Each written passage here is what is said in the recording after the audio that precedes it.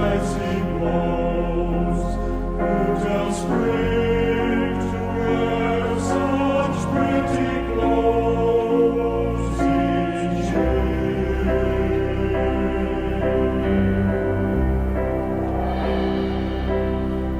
Summer sun fills the sky, rain grows yellow and the butterfly, without any more dreams, human cry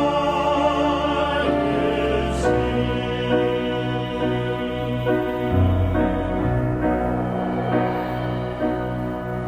so the world, wise and old, at its own discretion will unfold, lighting stars and making merry notes of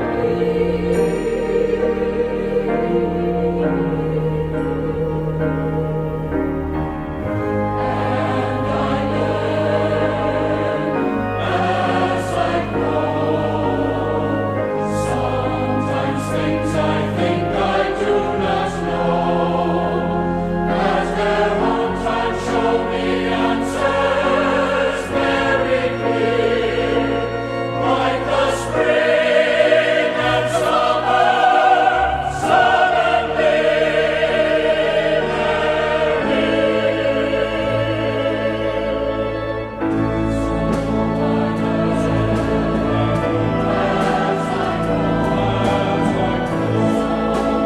things I think I do not know, as their own time show me answers very clear, like the spring and summer, suddenly they're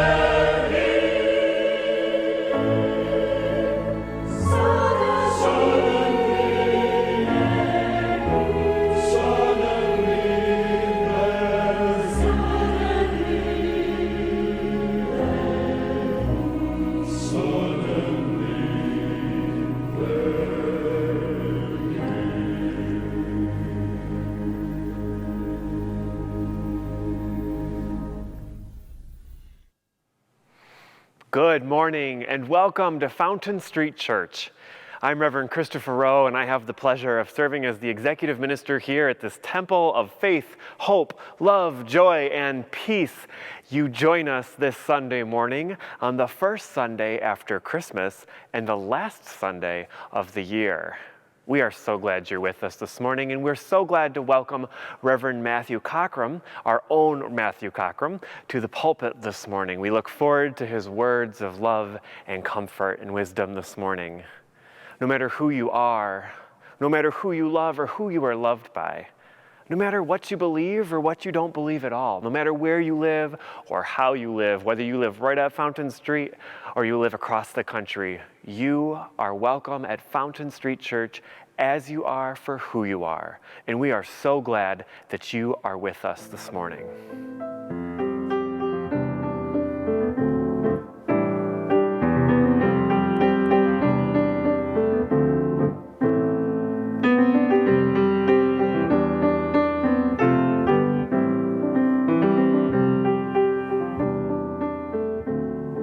We recently finished the season of Advent, and even more recently, we celebrated the evening of Christmas. And this morning, we still hold those truths close to our heart as we celebrate and live as witnesses to faith, hope, love, joy, and peace. And so while we are not on Christmas time anymore, we still hold those values close to our hearts as we gather this morning and as we draw an end to 2020. And so with that spirit, one last time, let us light the candle of faith and the candle of hope and a candle for joy and a candle for love. And yet again, let us light the candle of peace, praying that all of us will know peace as we draw this year to an end and as we contemplate and anticipate the beginning of a new one. with stillness in our hearts.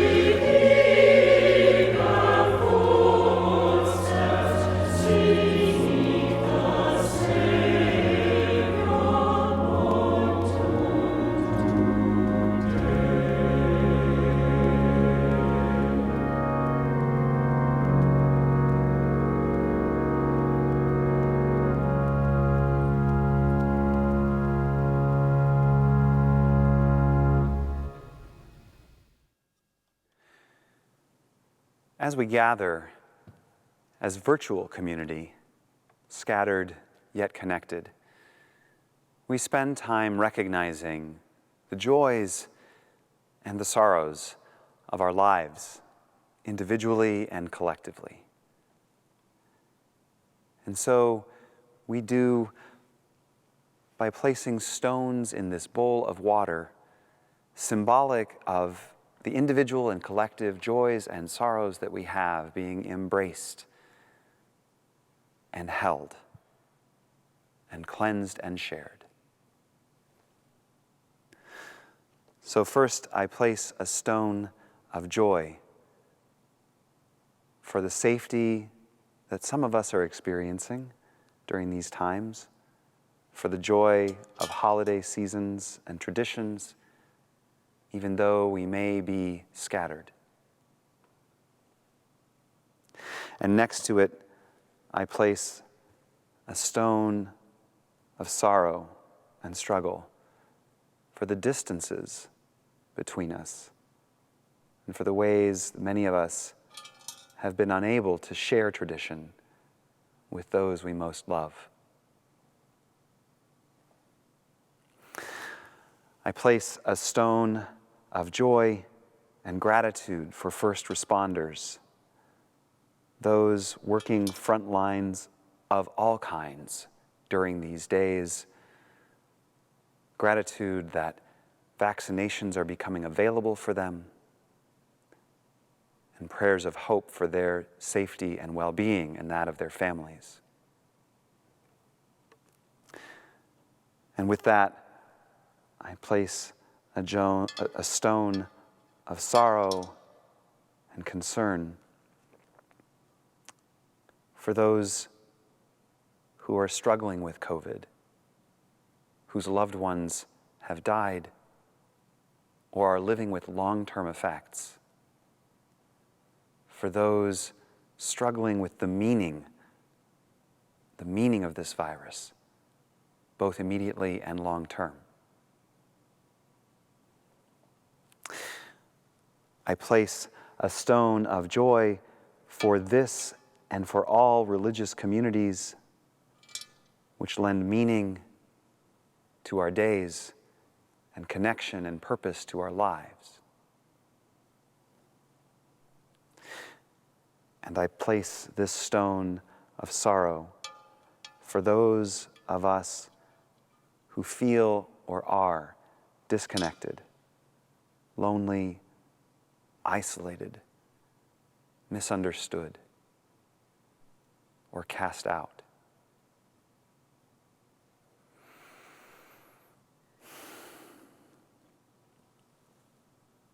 And I place 2 more stones representing the unspoken joys and sorrows that we carry written on the silent tablets of our hearts.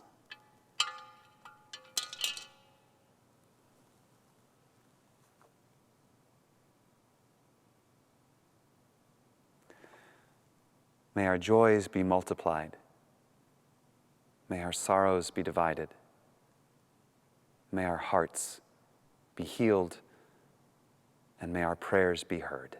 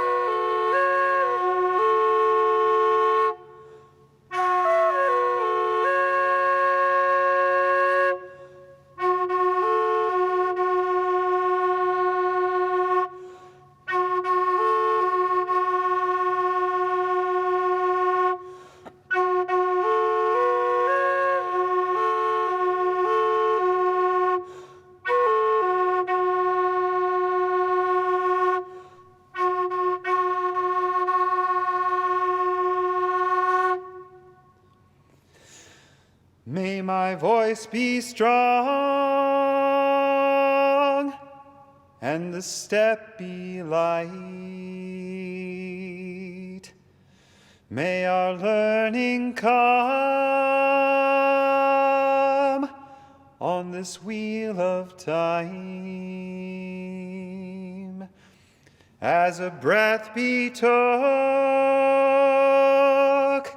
may the lessons glide swiftly as the wind,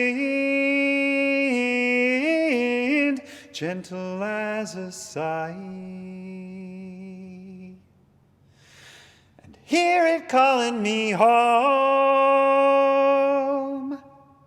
hear it calling me listening, hear it calling my soul, come and be my guide. walking by my side. As a breath be taken, given, calling me home. Come and be my guide.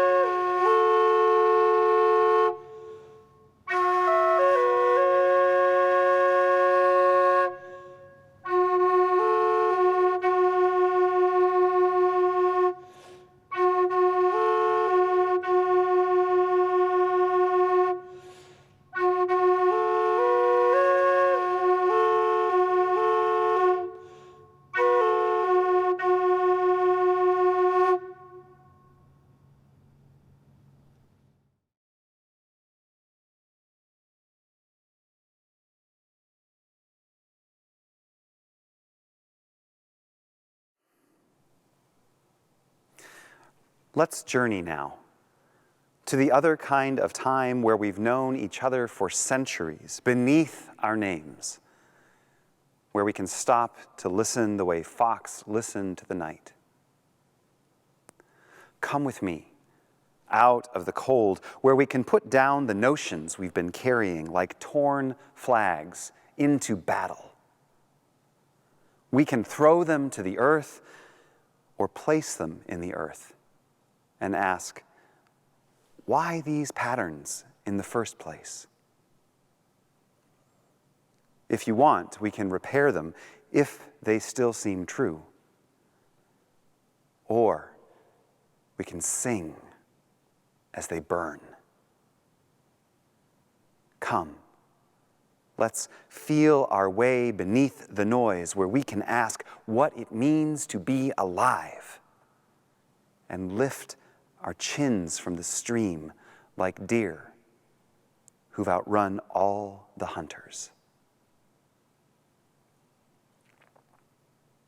These words from the poet Mark Nepo serve as an invitation for any time and for all times, but especially for these times, as we rest here on the cusp of the year.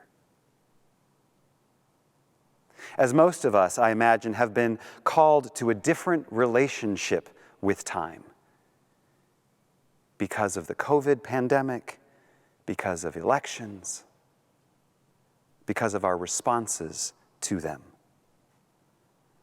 because of our responses to those and the responses of our elected leaders and our neighbors and our families and workplaces and schools.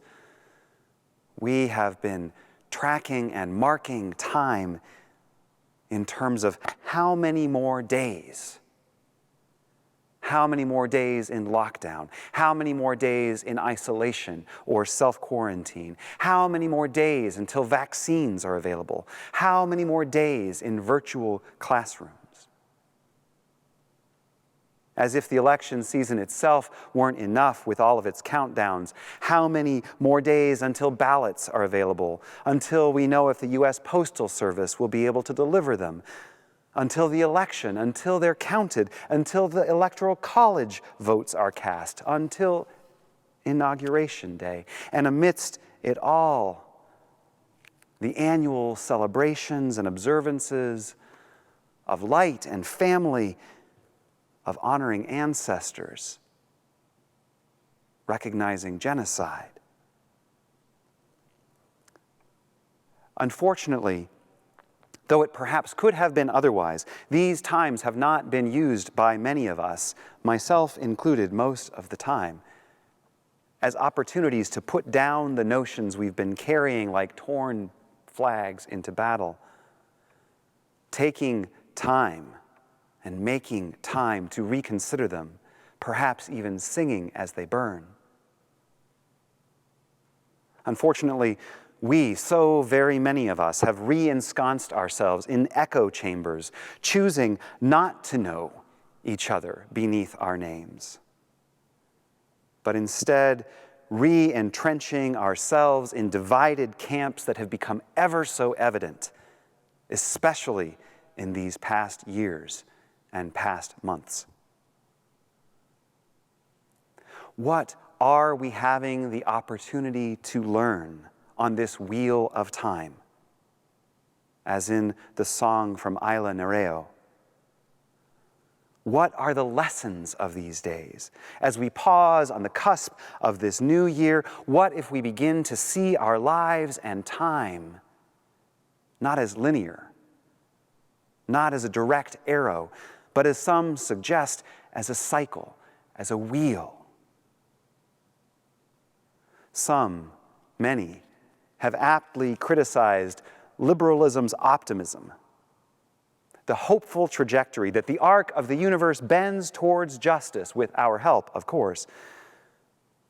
And this image, this notion of a direct line of progress, is simply a mirror image of the conservative counterpart bemoaning the downward trajectory, the overreach of government, the infringement of individual freedoms, or of corporate ones.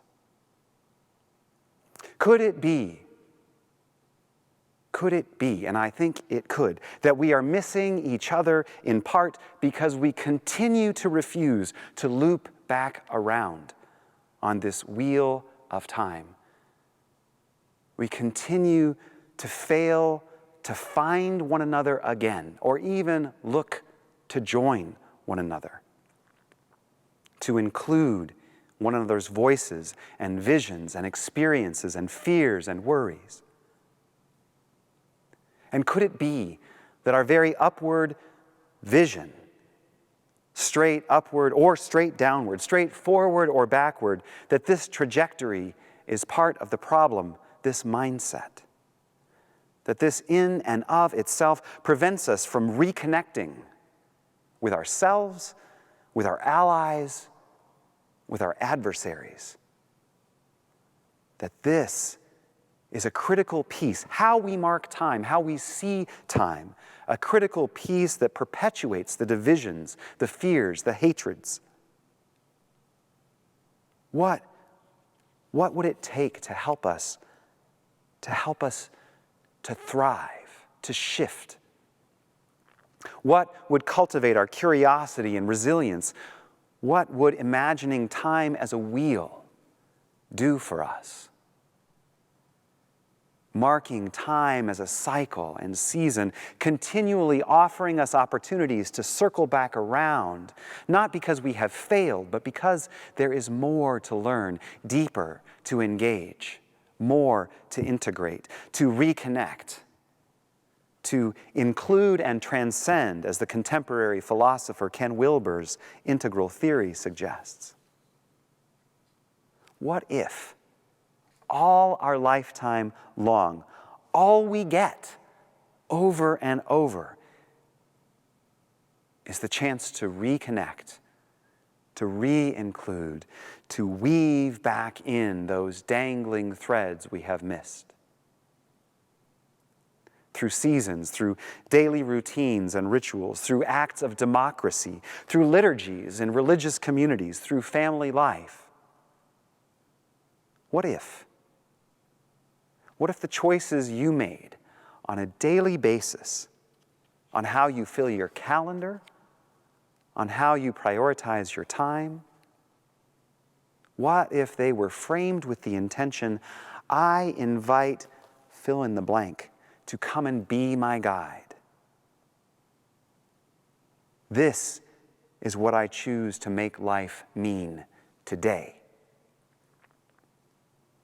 in your meditation practice, in your time with family, in your solitude, in your labor? What if you viewed every aspect of your life as a liturgy of sorts, an ordering of your life to do the work of making meaning, of reconnecting, of integrating? As the poet Mary Oliver writes in part of her larger piece, Gravel, she says, "It is the nature of stone to be satisfied, and it is the nature of water to want to be somewhere else. Everywhere we look, the sweet guttural thrill and swill of water tumbling. Everywhere we look, the stone basking in the sun or offering itself to the golden lichen. It is our nature not only to see that the world is beautiful, but to stand in the dark under the stars, or at noon in the rainfall of light, frenzied, wringing our hands, half mad, saying over and over, what does it mean? What does it mean that the world is beautiful? The child asks this, and the determined, laboring adult asks this. Both the carpenter and the scholar ask this, and the fisherman and the teacher. Both the rich and the poor ask this, maybe the poor more than the rich. And the old and the very old, not yet having figured out, ask this desperately. Standing beside the gold-coated field rock, or the tumbling water, or under the stars, what does it mean? What does it mean?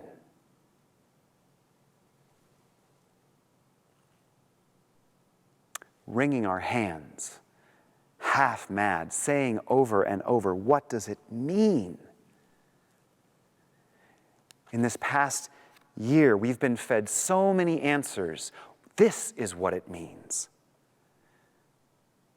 In the past year, we have been fed and created so many answers: who to trust, who to fear, who to judge, who to blame. This is what it means. Now, as someone living in Michigan, I regularly get inquiries from my friends and family elsewhere. What does it mean that armed white men are showing up at your state capitol or at the Secretary of State's home, threatening? What does it mean that there was a kidnapping plot uncovered against your governor? What does that mean about you, about Michigan?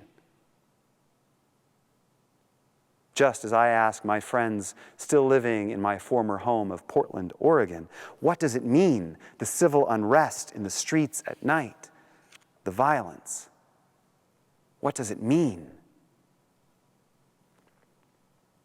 And unfortunately, or perhaps fortunately, my answer to those who ask me about Michigan is similar to the answers of my friends in Portland who say, it means things are the same, perhaps though we are seeing it anew. What does it mean? Perhaps that we are being given an opportunity, friends, to witness and to heal the wounds in ourselves and our society that must be addressed if we are to move forward in this wheel of time. That the wounds that evidence themselves are our teachers, offering lessons, showing us the work that lies ahead. That we are circling around again on this wheel of time, knowing and being reminded that we have not yet learned how to live together, have not yet learned how to listen to each other as the fox listened to the night. We spend our time in fear and anger and judgment and righteous indignation, and so we wind up not learning our lessons, the lessons of humanity that we are invited to again and again. that some are certain we will only learn in end times, when standing before a throne of divine judgment, which some say is what we are being prepared to see right now. You see, that is the catch of all of this. I can only perceive through my own lenses, just as you can and others can. And so informed by what I read, who I listen to, who I connect with, who I avoid, what I disregard, what is hidden from me. And so others read these times and get very different answers, and my response to them sounds very much like theirs to me. I guess time will tell. We'll wait and see. I guess we will. As the wheel of time turns, we will be offered these chances again.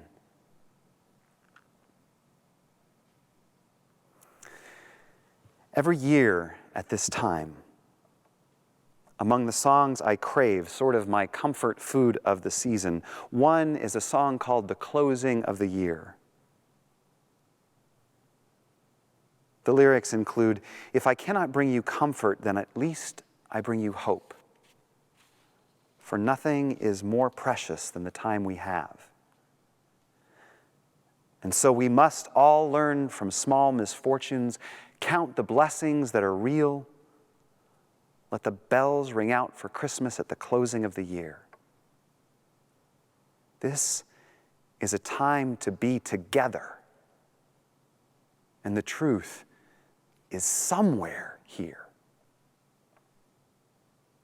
Here within our love of people at the closing of the year. The truth is somewhere here within our love of people. People, not a person. People. Humanity.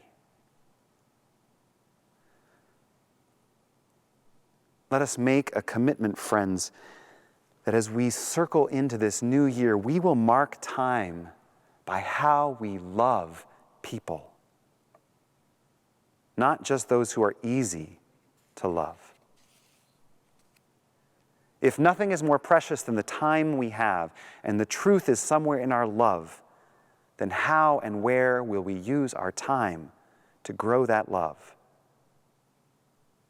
How and where can we see the lessons coming on this wheel of time as invitations again and again to love? What if we were marking this spinning wheel of time as a dance of love? And if we were to return again and again to this place where we are, as Rabbi Shlomo Carlebach said, born and reborn again, the home of our soul. To love, to forgive, to include and transcend, to examine the truths we have carried like torn flags into battle, and either mend them if they still seem true, or sing as they burn.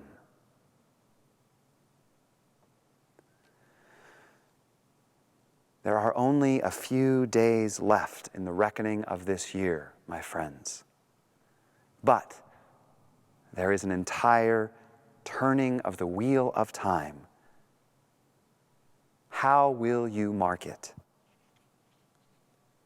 Hear it calling you home. Hear it calling you listening. Hear it calling your soul. Come and be my guide. Journey by my side. As a breath be taken, given, calling you home. Calling you home.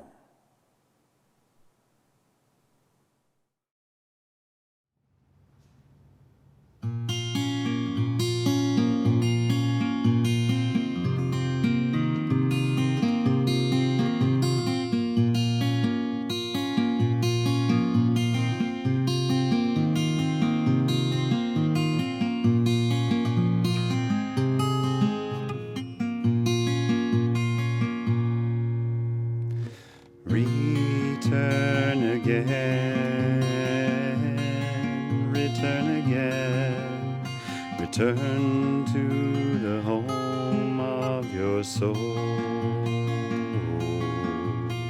Return again, return again, return to the home of your soul. Return to who you are, return to what you are, return to where you are born and reborn again. Return to who you are, return to what you are, return to where you are born and reborn again. Return again, return again, return to the home of your soul. Return again, return again, return to the home of your soul. Return to who you are, return to what you are, return to where you are born and be born again. Return to who you are, return to what you are, return to where you are born and reborn again. Return again, return again, return to the home of your soul. Return again, return again, return to the home of your soul.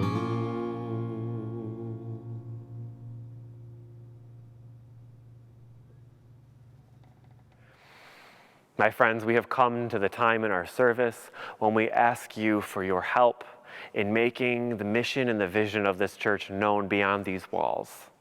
For 151 years, this church has existed to bring more love and peace and faith and hope and joy into the world through the ingathering of our gifts, and this morning is no different.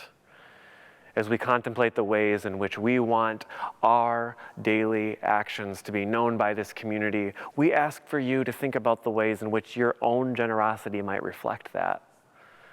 You can use Venmo, you can text to give, you can mail in an old-fashioned check. But all we ask is that you consider what's doable for you in making this church's mission and vision known to our community.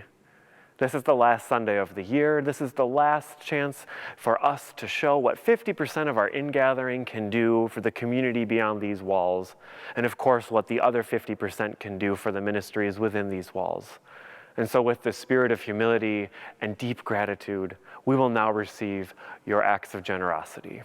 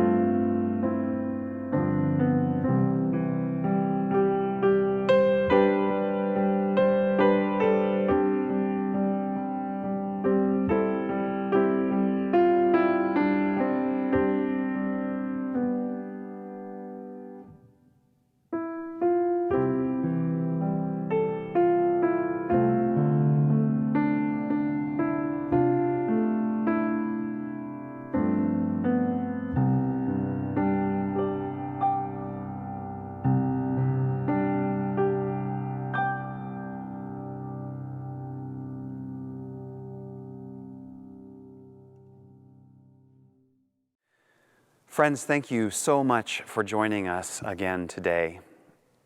I will remind you that if you are watching the premiere on Sunday, December 27th, you are warmly welcomed to join us for a brief social hour via Zoom immediately following the service, which will then be followed by the deepening, an experience of small group conversation guided by questions you should have received earlier this week.